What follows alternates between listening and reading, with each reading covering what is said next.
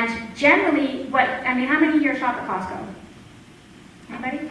Bulk buy. Why do you shop at Costco? Bulk buy's cheaper, right?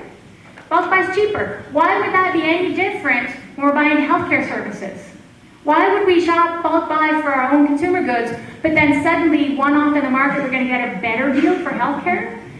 Not at all. It's better to bulk buy healthcare services because it's cheaper. And that's all taxpayers are doing, is putting our money together to bulk purchase our healthcare services because we can negotiate a better price in a bulk purchase deal than we can one-off in the market. So when the government starts privatizing it and sending you off to buy your long-term care services by yourselves in the market, you're not going to get a better deal. It's going to be more expensive. So that's one of the big reasons why it matters, because it costs more in the market. And the data is pretty clear on the cost if you look at the evidence. In Ontario, there was a study by the University of Toronto on 28 P3 projects in Ontario, showing that they paid 16% more than a traditional contract. Now you think about this, one of the big reasons they pay more is private companies, they don't borrow money as cheap. The government gets a good discount on borrowing, and the private sector doesn't have access to that. There was a study in just looking at the numbers here, the BC Auditor General found that the cost of borrowing for P3s was nearly twice the cost of borrowing for the public sector. And if you look at a weighted average, the cost of borrowing was 4% on the $2.3 billion the government borrowed, and through P3s it was 7.5%. So the percent that they pay, the higher percent that they pay on their borrowing, the interest rates that they pay on their borrowing, does contribute to cost. But that's not the only cost. So they have higher borrowing costs. Second, they have to pay a return to shareholders. People don't invest in private companies in healthcare out of charity. They want a return on their investment. And there was a study by Stephen Schreibman in Ontario that found that the return on investment that was being guaranteed in the public contracts was 14 to 17%. Now, if I could get that for my pension savings, 14 to 17% returns were getting given to these companies in the contracts. So this is government guaranteeing return on investment to shareholders. Now, we know how business operates. We know that the directors of a private corporation that's trading on the public markets, they have a legal fiduciary duty to maximize return to shareholders.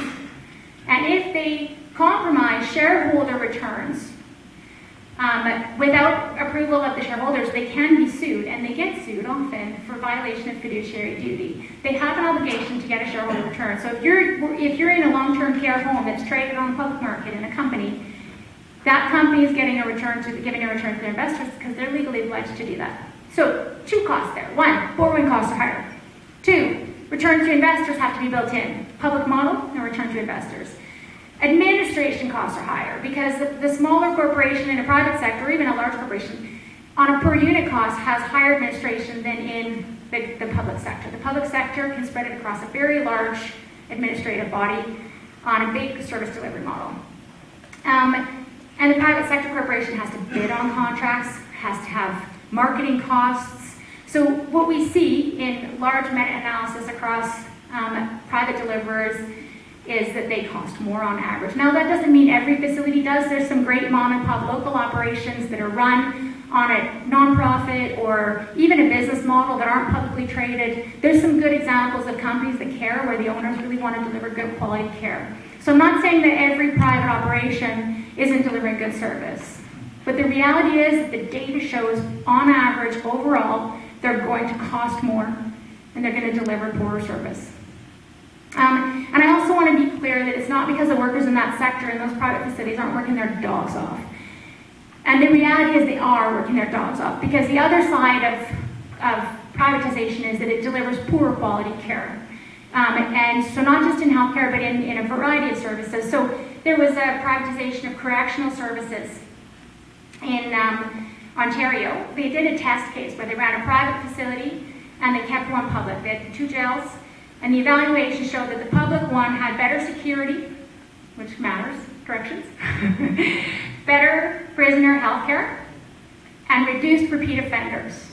Now, the private one had a slightly better cost margin, but that was because they had poorer security, poor prison healthcare, and higher recidivism rates. So in the long term, if you've got more repeat offenders, your costs are actually higher. And this is the other thing about privatization, and you look at P3s, it looks like a good deal today, because it's a lease agreement, not a debt. All they're doing is signing a lease, which shows up as a monthly cost instead of a whole debt load. It's a lease agreement, and it hides the debt.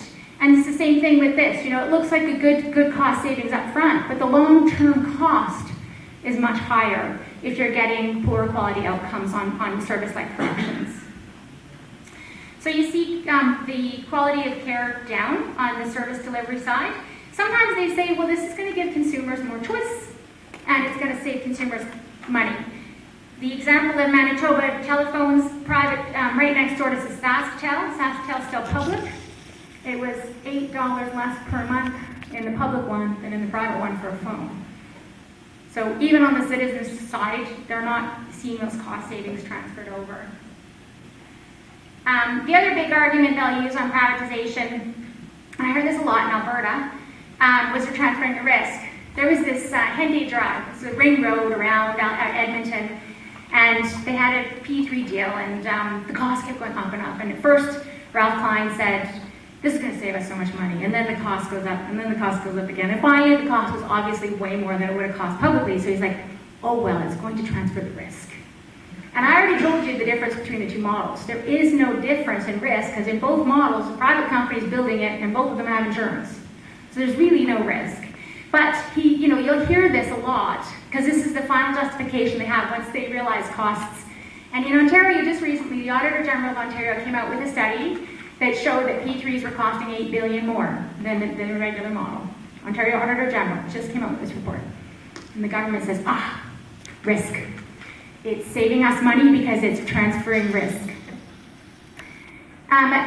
But what we've seen consistently is that even in the P3 model, the costs go up. The companies aren't going to just bite that. Like I said, they've got a cost margin where they've got to get a return to investors. They're not going to eat a cost increase.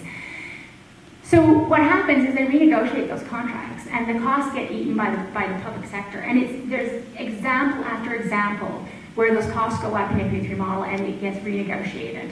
And I remember with the contract, the Henday Drives, the costs go up, they renegotiate, the costs go up again, they renegotiate again. And then I asked to FOIP it. So I called the FOIP office and said, I want to FOIP the contract. And they said, well, you can, but we charge per word we black out. We're going to black out the whole contract. So we just want to say that the $3,000 you'll be spending on this FOIP is probably not going to be worth it. So the other piece of it is we lose accountability and transparency. Studies across the United States on privatization and healthcare show that there's much more fraud in the private sector. And that's actual legal fraud complaints that have been filed and succeeded. So you can see that there is a risk. And I know you guys have examples here of private companies that have been in situations like that. I mean, look at the contracts that are going to the P3s for SNC-Lavalin. They've been banned by the World Bank because of corruption. The World Bank won't even deal with the company, but we're giving them our P3 contracts. So when you find out, you try to FOIP something on these guys, and you find out you can't access even the public tendering documents, we lose the accountability and transparency for delivery.